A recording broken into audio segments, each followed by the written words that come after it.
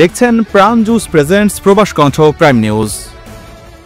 মালয়েশিয়ার জোহর রাজ্যের ক্লুয়াং এলাকায় এক ভয়াবহ ত্রিমুখী সড়ক দুর্ঘটনায় স্থানীয় মোটরসাইকেল আরোহী নিহত ও এক বাংলাদেশি সাইকেল আরোহী গুরুতর আহত হয়েছেন।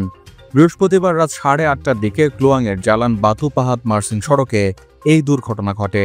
শুক্রবার ক্লুয়াং জেলা পুলিশ প্রধান সহকারী কমিশনার বাহরিন মোহাম্মদ নূহ এক বিবৃতিতে এই তথ্য নিশ্চিত করেছেন।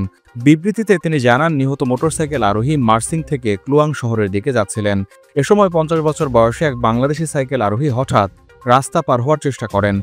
কুয়ালালামপুর, সেলাঙ্গোর সহ সমগ্র মালয়েশিয়ায় জনবল নিয়োগ দিচ্ছে প্রাণ মালয়েশিয়া। আগ্রহী প্রার্থীকে অবশ্যই এইচএসসি বা সমমান পাশ হতে হবে। মোটরসাইকেল চালনায় পারদর্শী বৈধ ভিসাধারী প্রবাসীরা আজই হোয়াটসঅ্যাপ করুন এই নম্বরে। মোটরসাইকেল আরোহী ব্রেক করার আগেই তার হোন্ডা RSX 150 সিসি সাইকেলটিকে ধাক্কা দেয়। এরপর নিয়ন্ত্রণ হারিয়ে পাশেই দাঁড়িয়ে থাকা একটি মার্সিডিজ বেঞ্জ ট্যাঙ্কার লরির সঙ্গে ধাক্কা খায়। এ ঘটনায় মাথা ও শরীরে গুরুতর আঘাত পেয়ে মোটরসাইকেল চালক ঘটনাস্থলে মারা যান। অন্যদিকে গুরুতর আহত বাংলাদেশি নাগরিককে এনচে বেসার হাজ্জা খালসুম হাসপাতালে ভর্তি করা হয়েছে। তার ডান হাত, পাঁজর, মাথা ও পায়ে আঘাত লেগেছে। বর্তমানে তিনি জ্ঞানহীন অবস্থায় আইসিইউতে চিকিৎসাধীন।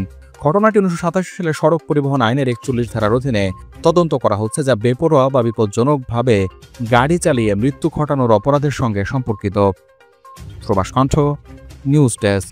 মালয়েশিয়ার পেনাং, কেদা এবং পেরাক রাজ্যে জনবল নিয়োগ দিচ্ছে প্রাণ মালয়েশিয়া। আগ্রহী প্রার্থীকে অবশ্যই এইচএসসি বা সমমান পাশ হতে হবে। মোটরসাইকেল চালনায় পারদর্শী বৈধ ভিসাধারী প্রবাসীরা আজই হোয়াটসঅ্যাপ করুন এই নম্বরে।